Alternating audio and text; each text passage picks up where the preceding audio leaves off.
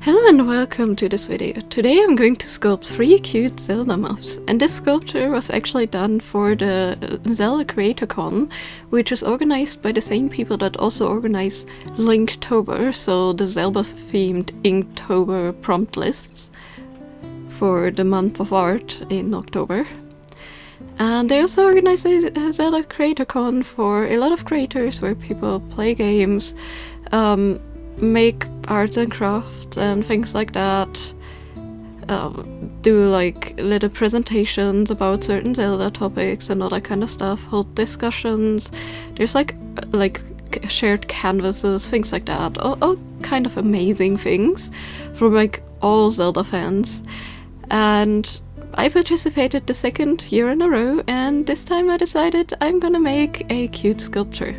So I started up with a base of thin color polymer clay, and I put that on top of a base of just the standard Sculpey to make the base basically colored without like wasting too much of my colored clay.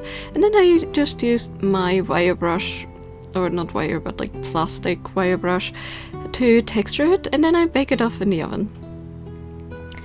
Now the first mob I'm going to make is a tutu, but not the cute Breath of the Wild ones, but the previous tutu, so the ones that annoy you because they're electrifying you when you try and hit them like normal and things like that from the previous games. And I decided to go with purple because all the other things I want to sculpt also have their specific colors, and I really wanted to have some nice contrast. So I started out with a teardrop shape for the head, and then I made 5 circles and arranged them in like a flower petal shape before blending them together, and then I blended in the body with my silicone shaper, and I'm also adding some more details toward the feet to give them a little bit more separation and shape. And then for the eyes I'm just rolling out 2 orange pieces of clay, adding 2 yellow pieces, and then 2 black ones for the pupils. And I'm purposely making them a little bit more big to make them look more cute. And in this case I'm trying to really sculpt a lot of the things. It's very simple shapes, at least for most of them, but I'm trying to also sculpt all of them with my clay to make it easier to paint later, because I did have a time limit on the stream and I wanted to manage to finish it in that one time slot area. And I actually managed in the end, and everything turned out amazing, if I dare say so myself. So to just get the eyes onto the body, I'm using some bacon bonds, placing them in, and then I'm also going around for the mouth. I did indent it before with like a cap, just a normal pen cap, and then I'm going and move my silicone shaper to finalize the shape. And then to get all the smudges and fingerprints off, I'm just using some isopropyl alcohol and a really soft brush, and I'm carefully brushing the surface before directly baking it. The next one is going to be a bit more difficult because it's gonna be a cute Octorok. And for this I actually had to go back and forth a little bit of dives to get the right shape. But I'm starting off with a ball shape, and then I'm making a snake of clay that I flatten on one side so it's more triangular. And then I'm adding that all around the lower part of the sphere to make the little ring Octorok has. And then for the eyes I'm rolling out again teardrop shapes, and I'm using my silicone shaper and my ball point tool to indent the eyes and blend everything together.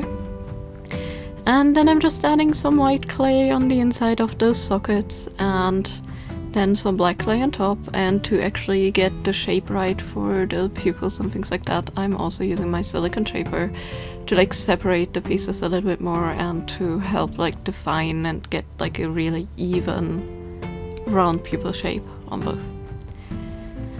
Then for the legs I'm rolling out the 6, yes 6, it's an Octorok, beautiful game design. Little legs, and these are just very long snakes of clay that I then arrange in a, I guess, star shape. And then I'm making the like mouth socket, just in like flattening out a round piece of the red clay, indenting that with my ballpoint tool again, and adding some black clay on the inside to give it some shade. I wanted to keep this a little bit more cartoon style to have the cutesy effect, but I also wanted to really go in with some paints to detail things and all that kind of stuff. So after I added everything together, it was time to bake this cute little guy. And the last little mob I'm going to add is a Breath of the Wild Tears of the Kingdom tutu, an orange one. And this is just a little blob that's weighting our other guy down, which is by the way why I leaned it sideways a little bit. And then I'm also adding the little eyes, again, like starting off with, in this case, some little bolts instead of some flattened circles. And then I'm indenting them again. And they have like very similar orangey colored eyes to their bodies, so I'm adding some oranges here, but my plan is to shade the body with the painting a little bit more, so there should be a separation between the eyes and the eye sockets after I'm done. And then I'm adding some yellow, and then some more like, and then I'm positioning the eyes like nicely onto the body. I wanted to have them look really wonky and cutesy because they also are very wonky in the game, and I thought that was always very fitting. I think like Tutu in at least Breath of the Wild Tears of the Kingdom, like the smaller ones, they are very cutesy looking. Same with like the Octoroks from, for example, A Link's Awakening and things like that. They're very round and cutesy looking, even though they can be so evil.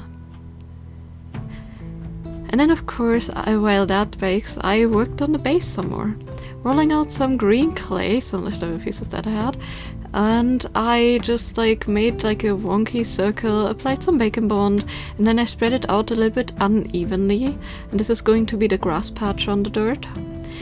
And then I'm rolling a ton of little snakes of clay out and placing them all around the perimeter, and this is going to be my grass. And I'm trying to keep them like decently similar in shape and like spacing, but not too similar, because I want a little bit of variation, and these pieces need a lot of blending to like blend into the green base in the end. But I think it will always looks really cute when you have like a little bit of grass detail. And this is really not too detailed, like I'm not adding like a ton of like grass tufts all over. And I could totally use like flocking or anything if I would go for realism, but in this case, this cute little grass cookie is gonna get like a weird, you know, hinted at grass topping with just a couple of these. And then it's flattening it with my fingers into the base, and then I'm using my silicone shaper to give them like a more separate definition on the sides. And all of that then gets textured and separated a little bit more with my knife. And I'm also going to use the figure on top to texture things a little bit and to give it a little bit more life, because right now it looks a tiny bit flat still. But giving it like, when you have like the figure already and you add like the footprints and the details, it really adds something. And also the Octorok had like the perfect kind of grass tuft hinted at indent shape with its little arms, so that actually worked out super well too. It's very convenient when you can use your figure to actually get the details in the base that you need.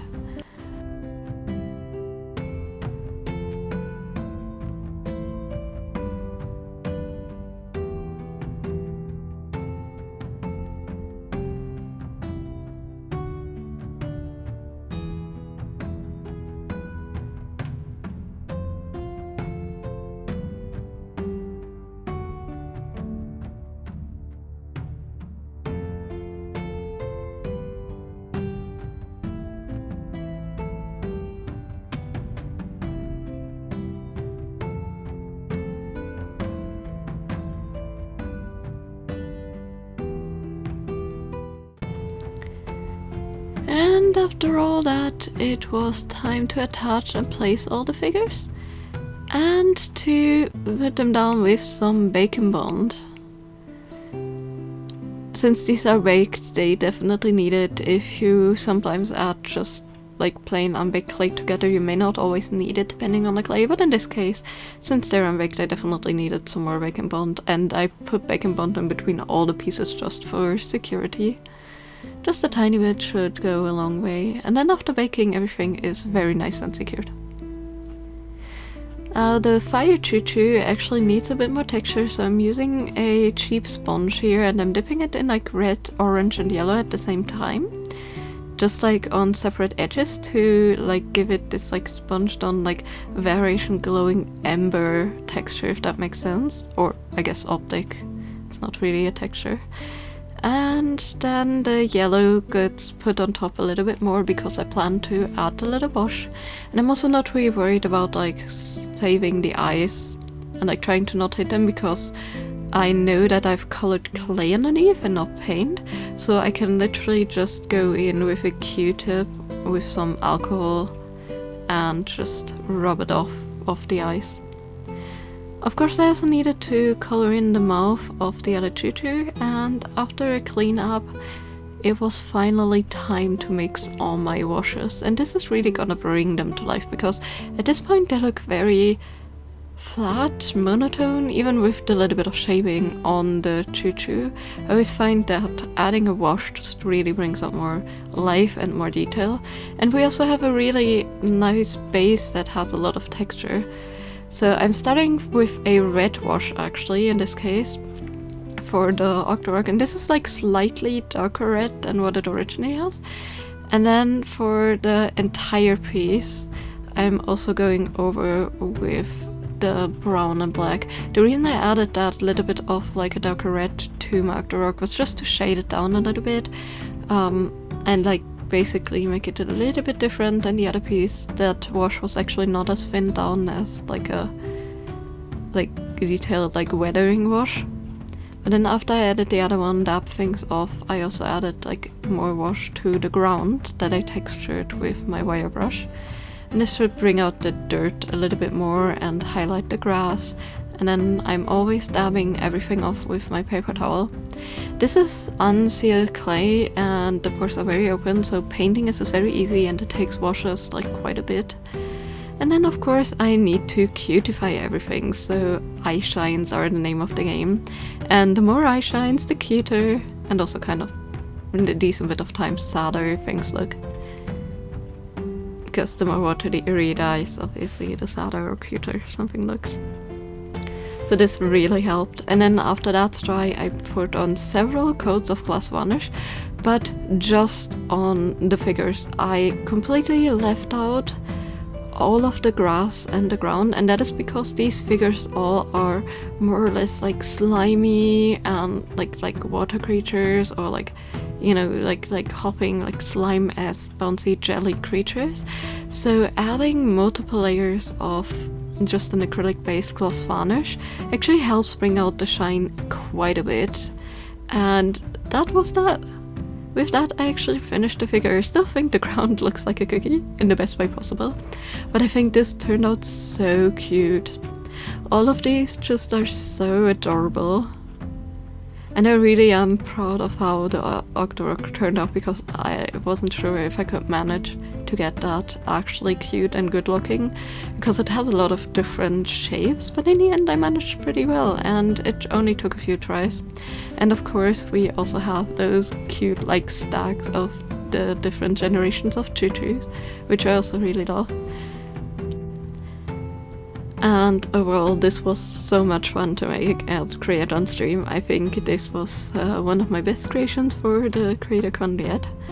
And I always love to create like these little sculptures and things. I think like having a little bit more crafting in there always brings a lot of joy and creativity to others.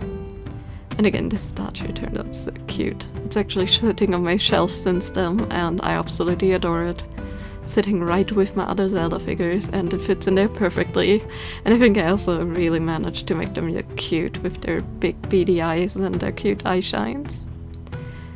But anyways, hope you all enjoyed this video, and let me know in the comments down below what you thought of this figure, and which Zelda mob do you think is cute?